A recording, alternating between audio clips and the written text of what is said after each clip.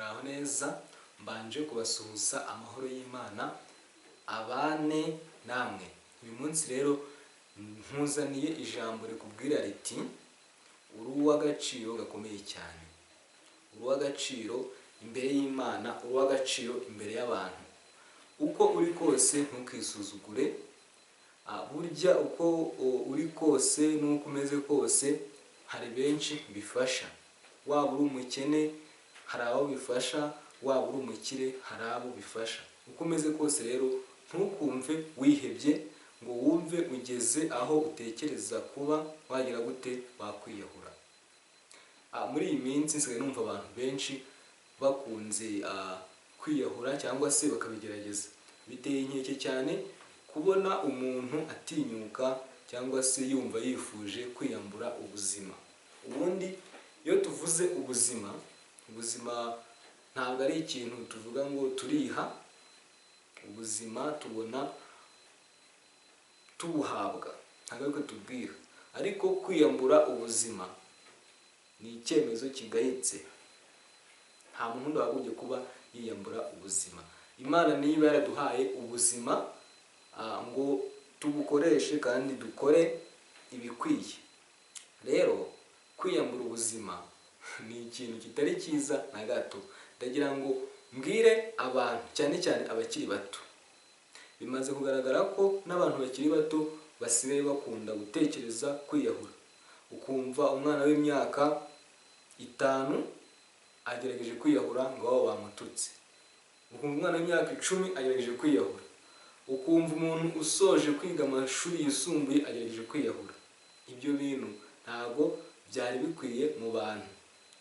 Mbere na mbere rero ikintu ukwiye kumenya ni uko uri uw'agaciro, kugira ngo utazongera gutekereza ibintu byo kwiyahura. Niyo hakubaho ikibi kimeze gute, ariko nta kiruta ubuzima ufite.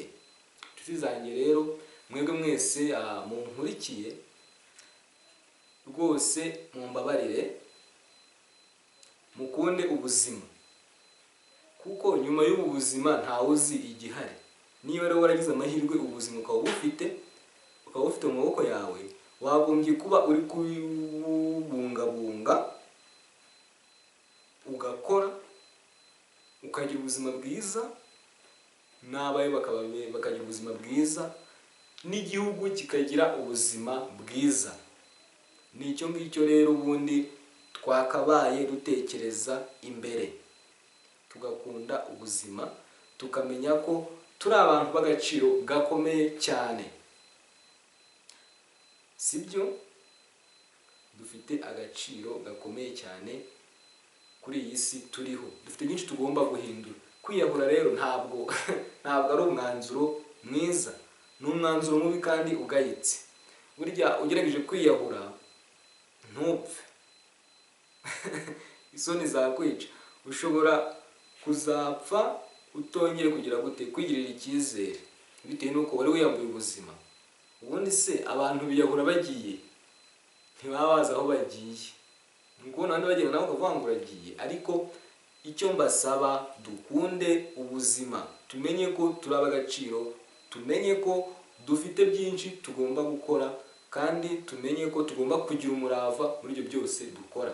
Kubuhura n'ibisitaza byinshi ntibikaguce intege, ahubwo bijye bigutera umuhate wo gukomeza gukora kugira ngo ujye mbere, kugira ngo koko nawe uzavuga uti ndi uw'agaciro, koko hari icyo namariye abantu cyangwa se hari icyo nagezeho. Inshuti zanjye rero nibyo ngira ngo mbabwire muri aka kanya. Murakoze cyane, Imana ibahe umugisha.